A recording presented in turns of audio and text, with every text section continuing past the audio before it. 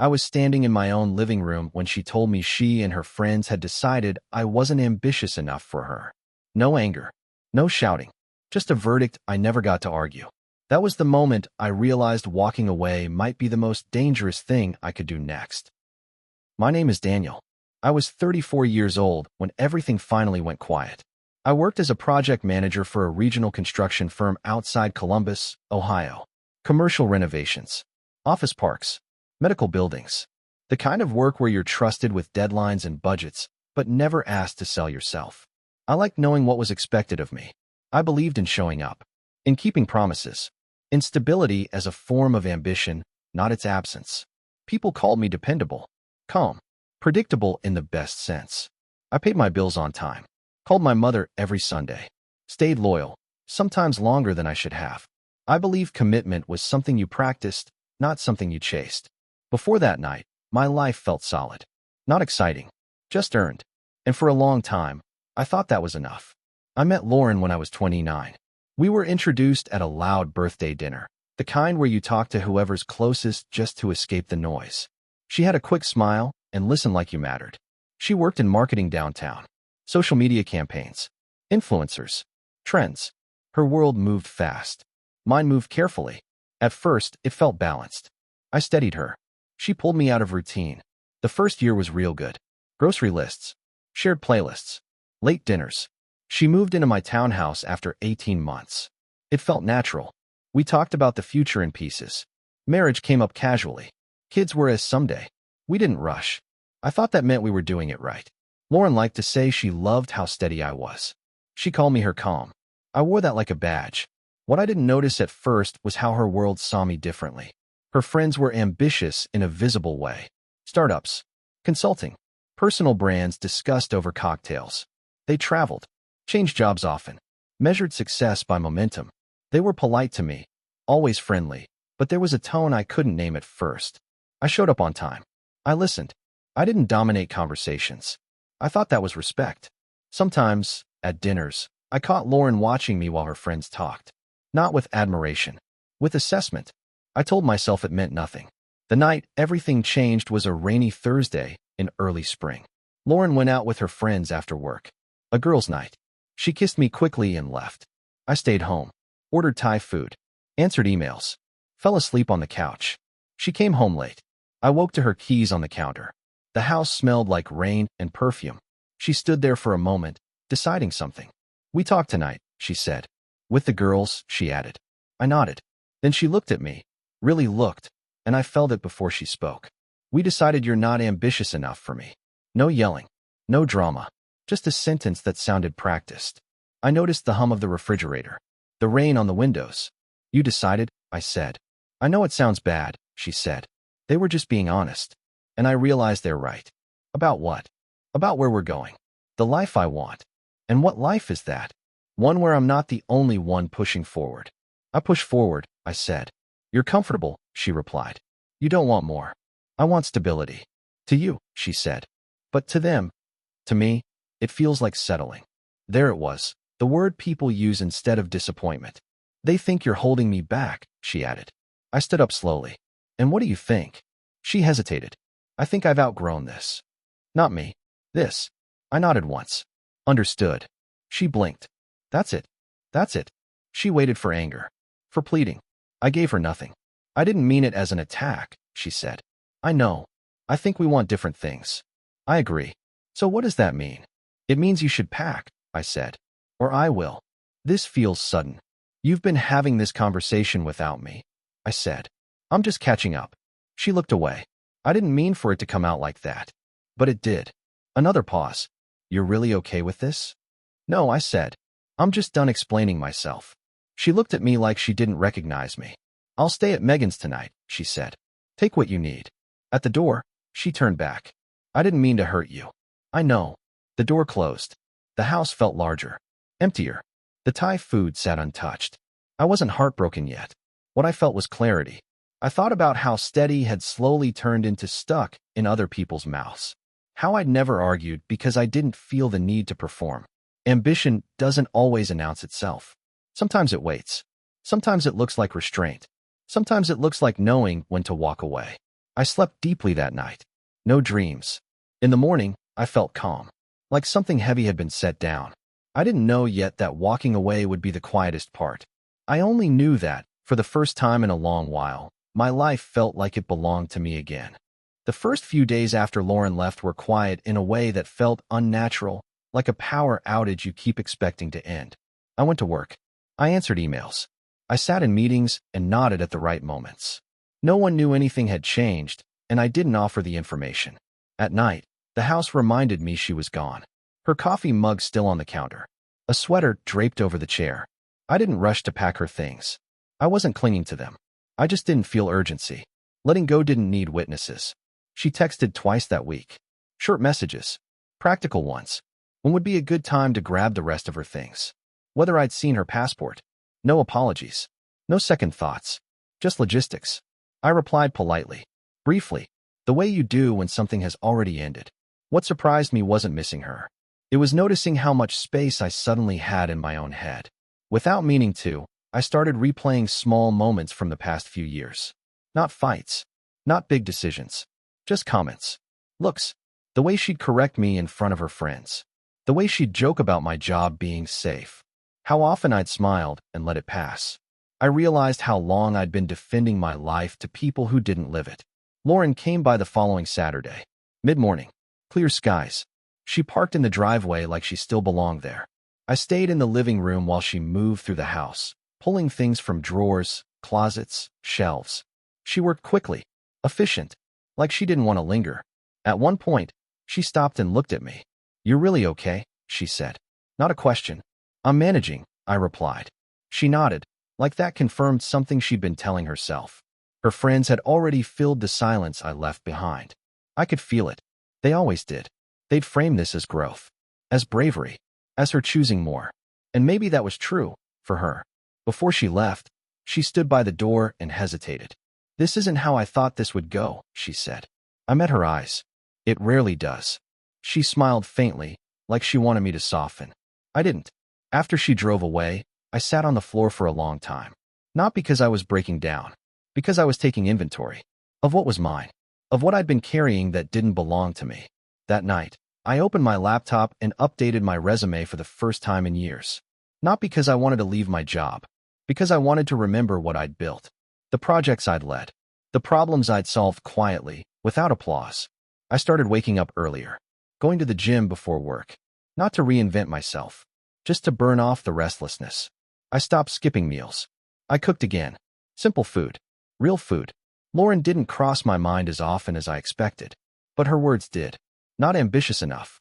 I thought about how ambition had been defined for me by people who confused movement with progress, noise with direction.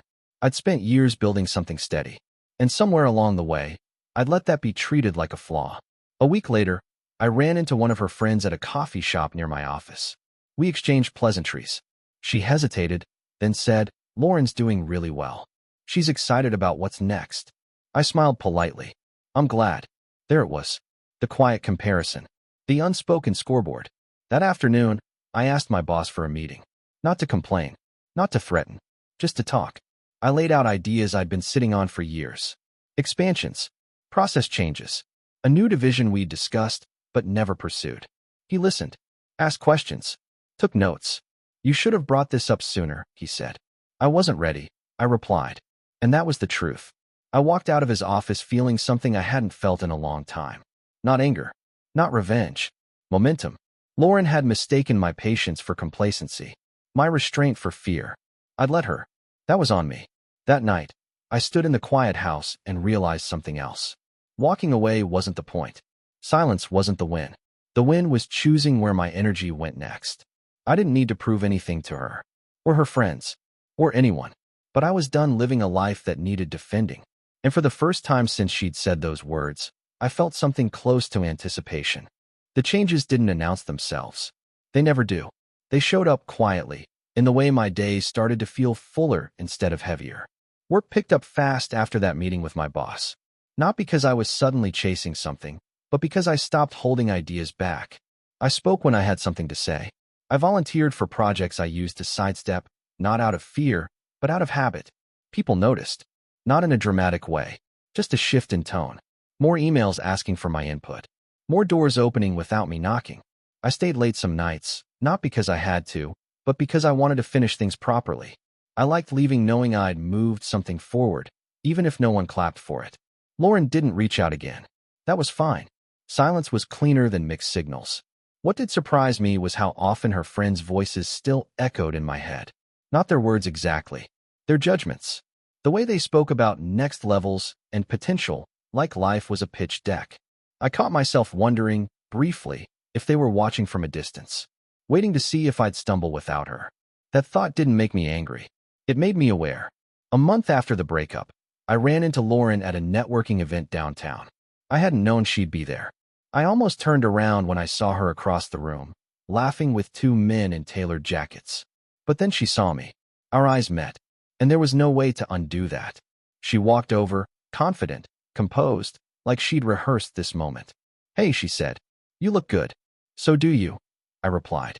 It was true. She asked about work. I told her, briefly. She told me about a new opportunity she was exploring. Something fast. Something exciting. She spoke quickly, like she needed me to hear the momentum. "I always knew you had more in you," she said casually. "I just didn't know if you'd ever tap into it." There it was. The quiet claim. The idea that my movement somehow validated her duh. I didn't correct her. I didn't explain. I just nodded. "I'm glad you're finding what you want," I said. She searched my face, maybe for resentment. Or regret. She didn't find it. As she walked away, I felt lighter than I expected. Not victorious. Just free of the need to be seen correctly by her. A week later, her name came up again. A mutual acquaintance mentioned she'd been talking about me. About how the breakup pushed me. How sometimes people need a wake-up call. I let it go. At home, the house had started to feel like mine again. I rearranged furniture. Gave away things we'd bought together. Painted one wall a darker color just because I wanted to. It wasn't reinvention. It was ownership. I started seeing someone new around that time. Nothing serious. No fireworks. Just quiet dinners and long conversations. She didn't ask what I did for a living in the way people usually do. She asked what I liked about it. The difference mattered. One night, while walking her to her car, she said, "You don't seem like someone who needs to prove anything." I smiled. I used to. That was the truth. Lauren's words still surfaced now and then. Not ambitious enough. They'd lost their edge, but they hadn't disappeared. They reminded me of something important. How easily other people's definitions can slip into your bones if you're not paying attention. The real shift came when my boss called me into his office again. He told me the company was moving forward with the new division. He wanted me to lead it. "You're steady," he said. "That's why I trust you with this." I thought of how that word had once been used against me. I accepted. That night, alone in the house, I let myself sit with it. The offer. The path opening up. The quiet satisfaction of knowing I hadn't chased this out of spite or urgency. I'd grown into it. Lauren hadn't been wrong about one thing. I had changed. She'd just misunderstood why. And as I stood there, looking around the life I was building on my own terms, I realized something else was coming. Something less comfortable. Something I hadn't prepared for yet. Because walking away is easy compared to what happens when the people who left start watching you move forward. Success has a way of changing the volume of the room. People who hadn't noticed me before started reaching out. Old contacts, former coworkers, even a few familiar names I hadn't heard since Lauren and I split. Congratulations came wrapped in curiosity. Curiosity came wrapped in comparison. I kept my responses polite, brief. I didn't correct narratives. I didn't confirm them either. The new division took over my calendar fast. Long days. Real responsibility. Decisions that couldn't be undone with charm. I liked it. Not because it made me feel important, but because it required focus. It didn't care who I used to be, only what I did next. Lauren noticed. I knew she did before she ever said anything. It started with a text, late one evening. Heard about the promotion. Congrats. No emojis. No exclamation points. Just enough warmth to sound mature. Thank you, I replied. Nothing more. She waited 3 days before texting again. We should catch up sometime. I stared at the message longer than I expected. Not because I missed her. Because I recognized the timing. People don't reach out when they're curious. They reach out when the story in their head starts to crack. I'm pretty busy, I wrote. But I hope you're doing well. She didn't respond. A week later, I ran into her again. This time at a fundraiser hosted by one of her friends. I hadn't known she'd be there. She hadn't known I would either. The room was full of familiar faces. Conversation stopped for half seconds when people noticed us standing in the same space again. She approached me slowly, like she didn't want to startle anything. "You've changed," she said. "So have you," I replied. She smiled, but it didn't reach her eyes. "You seem confident." "I'm comfortable," I said. "There's a difference." She nodded, like she was taking notes. "I always thought you were capable of more," she said. I looked at her then, really looked, and for the first time, I saw the sentence for what it was. Not encouragement. Ownership. "I didn't need pressure," I said calmly. "I needed room." Her smile faded. We stood there for a moment, surrounded by noise, and said nothing else. When she walked away, I felt no urge to follow. Later that night, a mutual friend pulled me aside, told me Lauren had been struggling, that things hadn't unfolded the way she'd expected, that some of the people she'd surrounded herself with were more impressed by momentum than loyalty. I listened. I didn't comment. At home, alone, I poured a drink and sat in the dark. I thought about how easy it would be to feel vindicated, how tempting it was to frame this as quiet revenge. But that wasn't what this was. Revenge still ties you to the person who hurt you. Growth doesn't. A few days later, Lauren called. Not texted. Called. I let it ring. Then she left a voicemail. Her voice was steady, but there was an edge underneath it. She said she'd been thinking. About us. About timing. About how maybe things hadn't needed to end the way they did. She didn't apologize. She reframed. I deleted the message. That night, I slept deeply again. The kind of sleep you get when your decisions align with your values. The next morning, I signed the paperwork finalizing my new role. A longer contract. More responsibility. A future I'd chosen without asking permission. I knew then that the hardest part wasn't proving I was ambitious. It was staying silent while someone else tried to rewrite the past to make themselves more comfortable. And I had a feeling that silence was about to be tested one last time. The last test came quietly. No announcement. No warning. It showed up as an email from a lawyer I didn't recognize, sitting between project updates and vendor invoices. The subject line was neutral. Professional. Easy to ignore. It mentioned Lauren's name. I didn't open it right away. I finished what I was doing first. That felt important. When I finally read it, the message was careful, almost courteous. Lauren was considering a formal conversation about unresolved matters from our shared time together. Nothing hostile, nothing specific, just the suggestion that closure might be beneficial for both of us. I understood immediately what it was. Not reconciliation, not conflict, control. People don't ask for closure when they've made peace. They ask when the story they're telling themselves no longer holds. I forwarded the email to my attorney, asked for a brief response declining any meeting and confirming there were no outstanding legal ties between us. There weren't. We'd never married, never merged finances. Clean lines. Quiet ending. The reply went out the same afternoon. I didn't hear from Lauren again. Weeks passed, then months. The new division settled into a rhythm. We hired carefully, expanded slowly, built something that worked because it wasn't rushed. I mentored younger managers who reminded me of myself, capable, patient, unsure whether that patience was a flaw. I never told them who to be. I just showed them how to move deliberately. Every so often, someone would mention Lauren. Always indirectly. She'd moved again, taken a new role, started something ambitious that didn't last. I never asked for details. I didn't need them. The woman I'd been seeing drifted out of my life naturally. No drama, no resentment. Just two people realizing the timing wasn't right. That, too, felt like progress. One evening, after a long day, I stood in the kitchen of the same townhouse Lauren once shared with me. Different furniture now, different light. I realized I hadn't thought about her in weeks. Not in anger, not in comparison. She'd become a reference point instead of a presence. That mattered. Ambition had shown up in my life quietly, the way it always had. Not as noise, not as speed, but as alignment between what I valued and what I chose. Lauren had said I wasn't ambitious enough for her. She was right, in a way. I wasn't ambitious about being seen, about being impressive, about winning conversations I didn't believe in. I was ambitious about my peace, about my work meaning something to me, about building a life that didn't require an audience to feel real. The last time I saw her name was months later, tagged in a photo someone else posted. A smiling group. Drinks. A caption about the next chapter. I felt nothing. No satisfaction. No sadness, just distance. That was the real ending. Not walking away, not succeeding, but reaching a point where the need to be understood by someone who misjudged you simply disappears. People like to think ambition is loud, that it announces itself, that it proves something. Sometimes it just looks like closing a door without slamming it. Sometimes it looks like choosing not to look back. And sometimes it looks like a quiet life that finally belongs to you. If this story resonated with you, you're not alone.